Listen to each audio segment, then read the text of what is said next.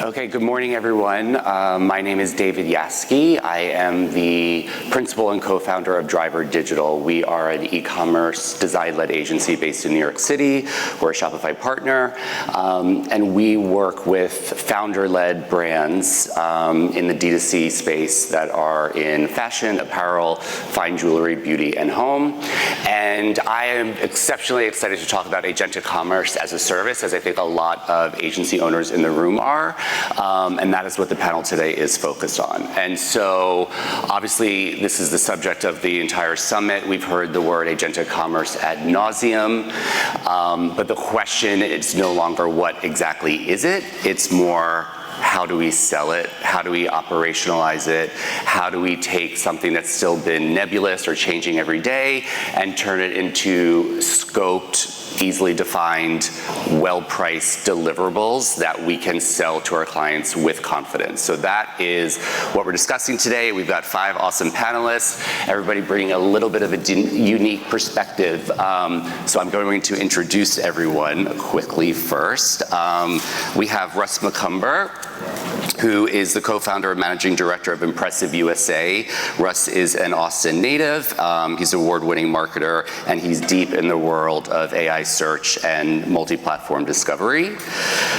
Brendan Ralston is the CEO and founder of Anzen, which is a global CRM and customer journey agency. He is flown in from Australia. He has over 20 years of experience in email and marketing automation, and he is doing a lot of interesting work building and deploying AI-powered workflows, both internally at Anzen and externally for clients. Jessica Toma is the head of implementation and insights at 1R, which is a Shopify design and build agency. Jess lives at the intersection of data and decisions, and it'll be interesting to speak with her as she brings a little bit of healthy skepticism to the conversation around AI and what it's actually delivering. Grant Hushek is the founder of GrantBot, an AI workflow firm that helps agencies operationalize AI. Many of you heard his amazing keynote yesterday, so we're excited to dig into that a little bit further, and some of the, as he calls it, unglamorous but essential work that agencies need to do first before they can sell agentic commerce as a service.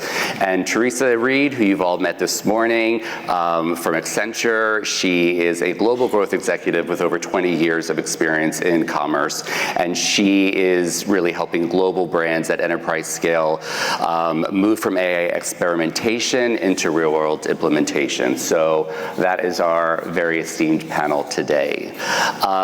Grant, let's start with you, just because a lot of the work that you do precedes the work that agencies will do on behalf of clients before we can sell. So very much enjoyed your keynote yesterday. So many actionable sound bites and things that I will be using personally and at Driver. You said that before you can sell agentic commerce as a service, your team has to understand how the work is actually done. I think you described this as the atomization of work. How the work is created, how it's delegated, completed, and closed. So tell us a little bit about what that means, what the process looks like, and I believe you said a lot of agencies skip this step, so let's start there. Yeah, absolutely. I think one of the important things to think about, per the conversation we just heard in that last talk, is that we are thinking about deliverables and outputs and results. And so there's 2 different ways to look at work. We can start with what is the output, or we can start at the beginning, which is what is the role, who are the people on your team? And so as agency founders, it's very common for us to just be going all guns blazing all the time, progress, progress, progress, let's keep people happy, let's keep clients smiling, right? But ultimately what we need to do is think about what is work, who are the people on our teams, and it starts with roles, which are a collection of tasks.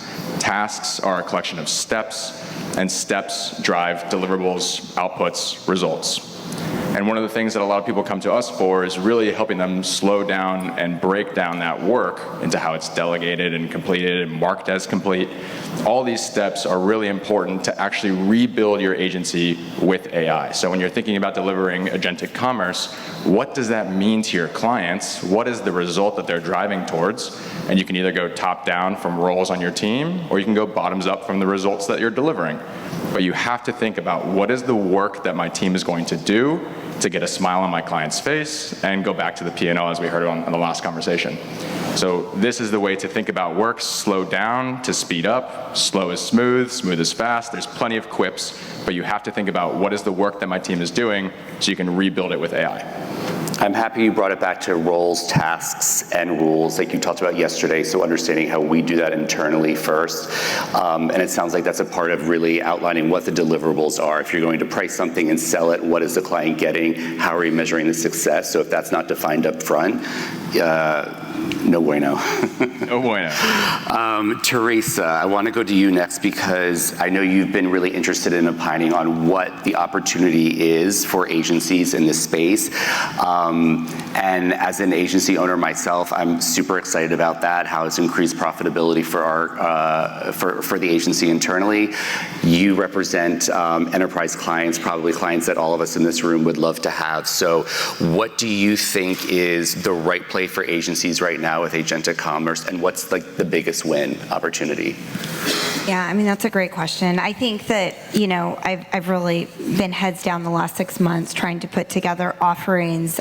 We're seeing the demand, as you guys are probably too, with your client base, although ours is, you know, much larger global clients. I think the big thing is just benchmarking and understanding like where they are. And you heard me talk about data earlier. I think that's really kind of the center of it all. It's refocusing. And I think that there's tons of change management too within these larger organizations we're seeing, as you can imagine, with unstructured data that's owned by the CMO and structured data and ERP and PIM that the CIO may own. There's massive amounts of opportunity for Accenture at our level to go work across change management and overall like AI strategy. I think like new titles are emerging at some of these larger companies. Even Accenture announced we have a new chief AI officer. So we're starting to see roles and movement across teams. So that's a big one for us. If I take it down to like what's true for us is also true for you, and it starts with the data again. We're doing a lot of audits and like mapping. I think like, you know, like I'm thinking of multiple projects right now. We're actually going in with, it's not just an AI vision and like pontificating, it's actually a deliverable. Usually they start with these discovery engagements, and from there, in that engagement, we're mapping taxonomy and like the inputs and outputs of the data, depending on some, like the bigger clients want to own it and do it themselves. Some of them don't, and they want to use platforms like you heard me call out with the data enrichment platforms. But we're starting there, and then we're transitioning into, you know, looking at managing the data constantly. So there's the enrichment piece of it and the orchestration of it.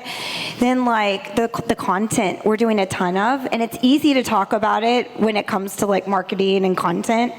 There's a lot of automation tools like Writer.io we're using, and I feel like each week there's a new company that we're making a press release about or with, and it's hard to keep up. And if it's hard for us to keep up, I can't imagine on the brand side how incredibly confusing it is, because you don't know what is snake oil and what's not. And you know, I think that's been for the last 6 months a big frustration that I've had is like, okay, well, what is it we're actually selling, and what's that deliverable? So I think if we could, you know, just keeping it basic, benchmark, discover, audit, validate the audit, and that takes a human to validate the audit. We're using tools like Profound and Scrunch, right? So like, you know your ecosystem, get out there and do that. And then, you know, content optimization, which can be completely done by AI. And then I think what we're starting to see, again, that sci-fi futuristic, is this whole like agentic checkout. I think OpenAI was really quick to do that with the announcement of Shopify and Etsy, but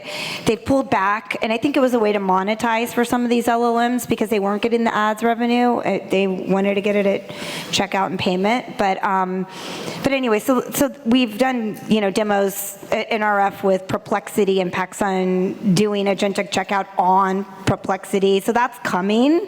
And building those kits is a level of effort of work that we can go deliver to clients right now. The other is the agents, brand agents, building agents. And we're seeing a ton of that with a lot of our industrial clients, right? Internally, externally agents. And that can get crazy because you can start building farms of agents. So I would say if we're going to talk about offerings, like there's the implementation, there's the ongoing, like they need to host it somewhere. So we're partnered with Google, GCP, AWS, whatever. And then there's the care and feeding retainer, right? Like that's true work. And you need the retainer for data enrichment. You need it for ongoing agent management. So I think every agency owner loves to hear the word retainer. And it's funny you brought up discovery, because anybody who's an EAG knows, like Rachel Jacobs will say, if you're not billing for discovery, you have a big problem. So I think the concept of discovery and benchmarking in our agentic services is also paramount and valuable. Awesome. Jess, I want to move to you because I think you likely represent a big portion of the room in that you come from a Shopify design and build agency. Your clients span luxury, beauty, fashion, food, and they are all coming asking you to lead them in AI. So while you have your skepticism about rushing in head first, when a client comes and asks for agentic commerce, how are you deciding what's actually worth implementing versus what's hype? Yeah, thank you for the question. I think we've all seen the reports from Deloitte, from Harvard Review, enterprises, brands, everybody's implementing these AI agents. They're spending a lot of money on them, and they're not seeing the ROI. So we don't want to do that for our brands. Oh, another Amber Alert. I think on these calls where, like Scott said, every AI agent is having these big promises, they're giving you these demo decks, it's important to have a developer, a solutions architect, some kind of tech lead with you on a call to vet out what these AI agents are, because some of them simply are not good. Some of them are regurgitating ChatGPT information to you, some of them don't fit what the brand actually needs. So that would be my main point. Have a developer, somebody that is in the tech space on these calls. And then also ask the brands that you're working with, do you actually have the team? Do you have the time to work with these AI agents to give them the data that they need? Are they willing to spend the hours with you, your agency, to help them build that? If not, then it's just not worth the cost for them, and I wouldn't recommend them to our brands. That is a great point. A client greenlighting something that they don't have the internal bandwidth to satiate. I think we see that in a variety of places, not just in agentic commerce. Well said. Okay, Russ, want to go to you. You're at the center of AI search and LLM visibility. If we think about breaking agentic commerce into two main buckets, the first being discoverability, the second maybe being enablement, actually turning on some of those channels for checkout. How are you translating that first part, discoverability, into a defined, repeatable service offering? And what does an engagement like that actually look like? Yeah, so I think from a discoverability perspective, obviously there's the LLM exposure, which, this AI search, GEO, AEO, whatever you want to call it, that's been a huge shift in the last 12 months, and we've seen that buyer journey, which has gone from, even if you just think of a buyer journey, awareness, consideration, purchase, etc., whatever it happens to be. Over so long we've thought about the funnel in a certain way, and that middle part has been, peer recommendations and word of mouth and social and all those different bits and pieces. But lots of that conversation now happening within a ChatGPT or a Gemini is really making it so important for brands to get that visibility in there. I was here last year and I was talking about multi-platform search and how people are finding your brand and your content on a range of different platforms, and how you need to unify your content strategy to really speak to the fact that the buyer journey has changed. I feel like this year there's been a much bigger shift towards that. I think the LLMs have driven a lot of that. The fact that people are realizing that you can't just be visible on one platform. You can't have your whole search strategy based on one platform. And now you're seeing, some big brands employing roles like organic growth, organic visibility, and they're responsible for Google and LLMs and marketplaces and ChatGPT, everything else.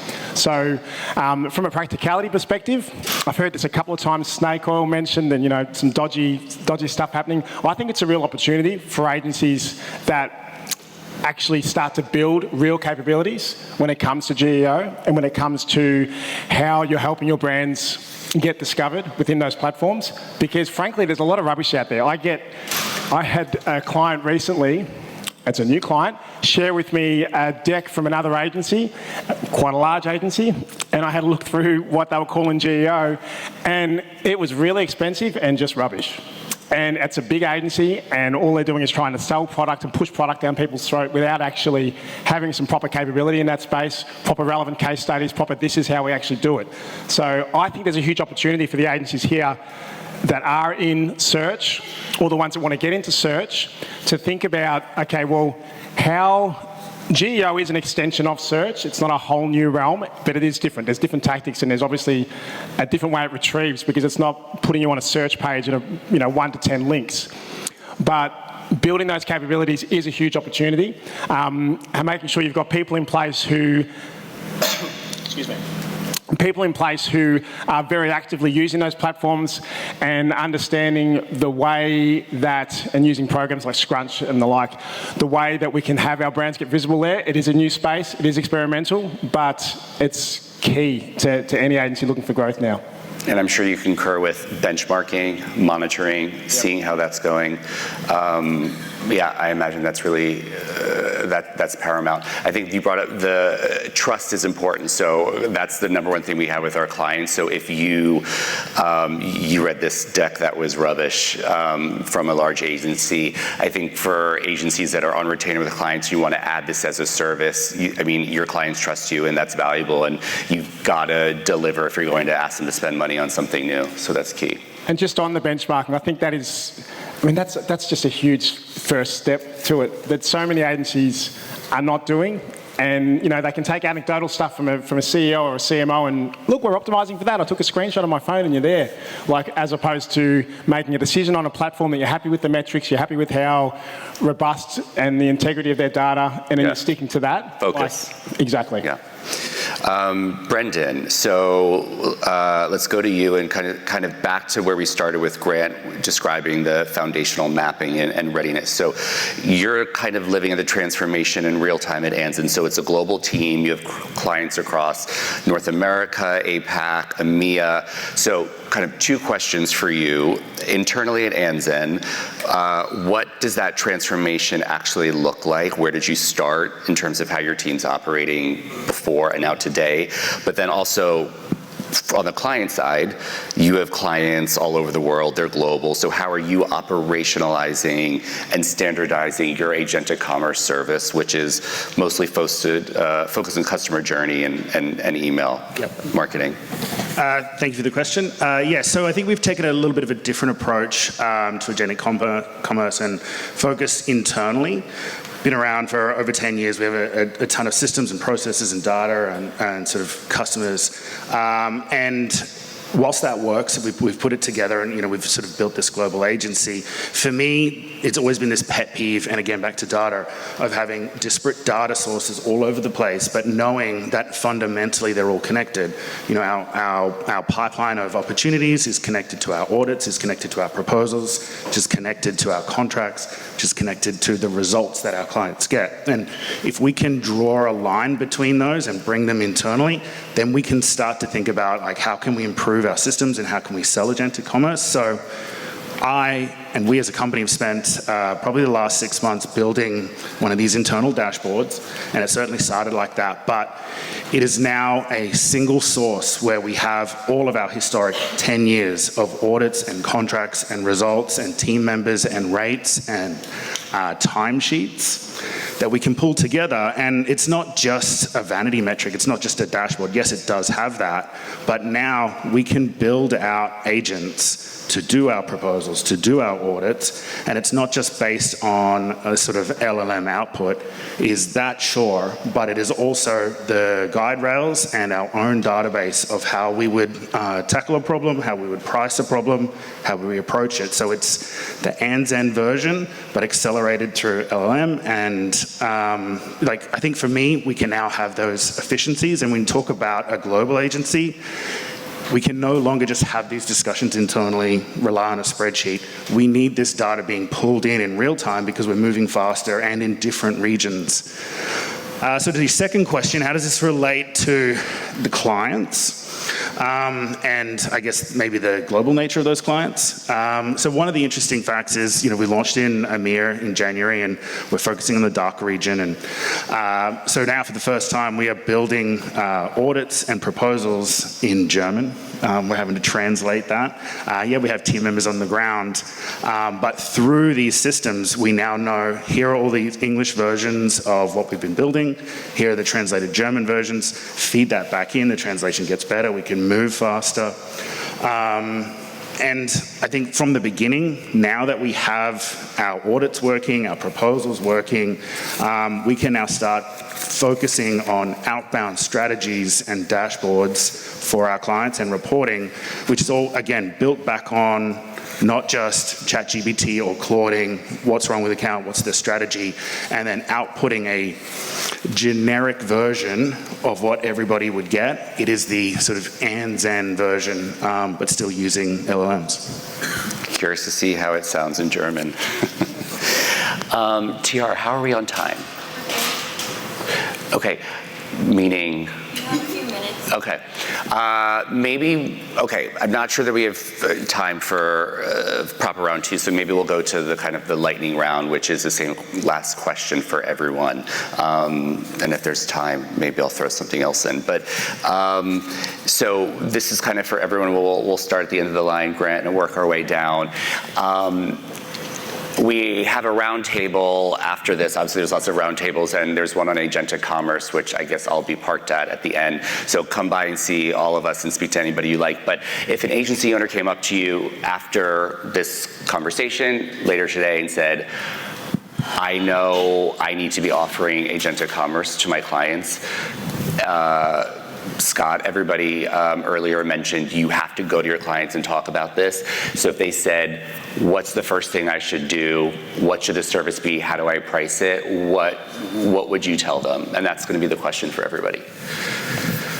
I would always start with what am I being asked for from my clients, from my customers, and then from there back to deliverables and how do we arrive at those things, right? So it's what is the output that people are paying us for that's going to move the needle for them?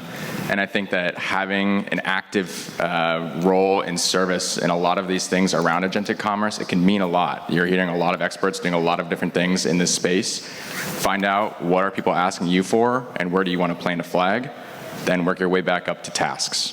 So it's best to get your foot in the water somewhere. That, as an agency, find a thing that's interesting to you or that people are going to be ready to pay you for, and work your way back up to the tasks. I like that. Find out what the client needs, what they're asking. I like plant a flag. That's a good one too. Jessica.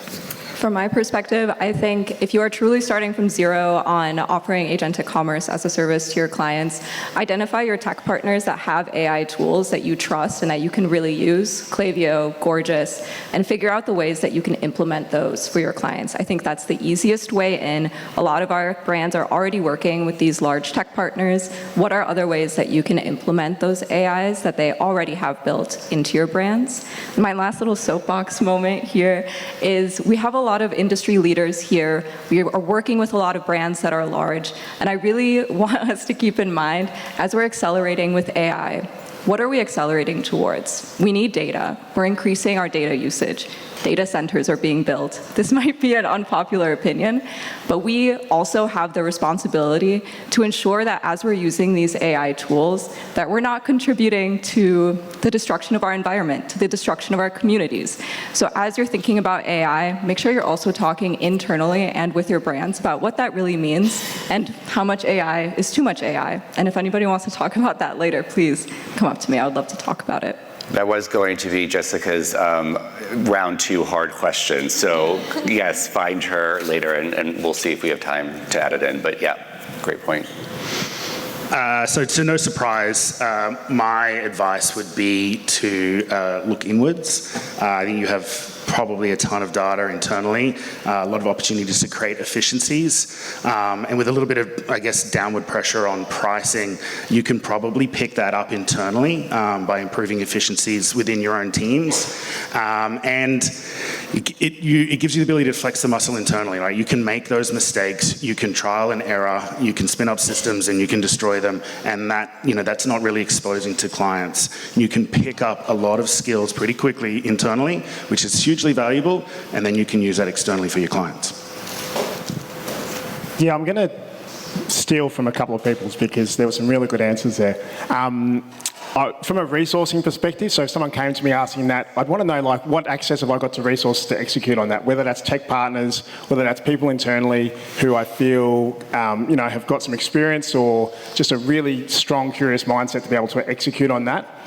But just on Brendan's point there around, experimenting and testing. Like, I'm a big fan of agencies having little experiment sites, brands, etc. So before I go and charge a big retainer for something like that, if I was heading down that path, or if someone came to me, I'd suggest if you've got little experiment sites, run some tests yourself. Have your team, so line up the resources you've got on an experiment site, get some understanding of it before you go playing with other people's money. And we've thrown away way more than we've delivered. And rounding it out, I agree with a lot of the points that were just said, but I will double down on the tech partner ecosystem. This changes weekly. I'm hearing things constantly, and the protocols are changing, and so I think just knowing in the ecosystem, who is doing what and where are they advancing in these capabilities and putting them into your stack, right? And I think that's for me in particular, it's been a great wedge at Accenture into larger, more significant transformation opportunities. So although again, back to Gina and the Klaviyo presentation yesterday, it's this is our KDP. These are all the services you can go wrap around. Same with Athos and their feed management platform and Fido or whoever else, these are services that we've started looking at as wedges in to go get more significant revenue or even conversation starters, really. And I agree also on the sustainability and the environment. I came from the data space industry years ago. It's funny how things just come back into fold. But yeah, my 14-year-old daughter sent me a Instagram video yesterday about all the water and all the destruction. So that is, Jessica, a really important point you made. So agree. I'm so glad that I asked this last question of everyone, and we got those amazing answers to kind of summarize the key points, and then I think we're wrapping. Understand what the work is internally, which helps you identify deliverables externally for clients. Bill for discovery, and discovery with Agentic Commerce is a big part of it. Benchmark. Every client loves a metric. They want to see a hockey stick and things go up. So show them that there's no traffic coming in right now and GA4 is not even collecting it. And then a month later, look where we are. Trust and client trust. If you're going to sell something and ask people to spend money, have a deliverable to offer. Put a flag down. So once you kind of determine what your clients need and what you're good at, then go deep there. And the other one that just escaped my mind, which is super important, yes, Jessica, thank you. I think work with your tech partners. If that's your first toe in and they have great AI and agentic commerce capabilities, be an execution partner there and to learn and iterate. So thank you, everyone. There's a round table. And Tiara, is there anything else I'm supposed to say? Okay. Thanks, everyone. Great.